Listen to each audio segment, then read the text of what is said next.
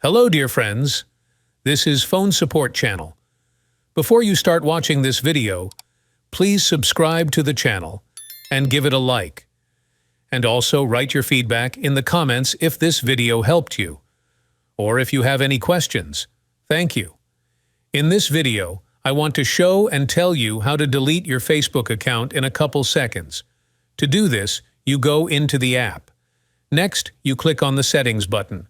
Now in Settings, you select Account Center, and here you click on Personal Details.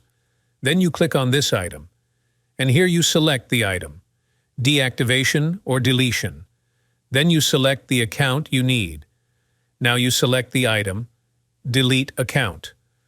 This item will help you delete the account permanently. Click Continue. Now agree that all linked pages will be deleted. Next, choose the reason for deleting the account. Press Continue. And at the end, as you can see, this is a very simple and quick way. This method is relevant in 2024. Done. There is nothing complicated. If you like this video, put likes and subscribe to the channel. And also watch other useful videos on the channel. That was Phone Support. See you later, my friends. Bye-bye.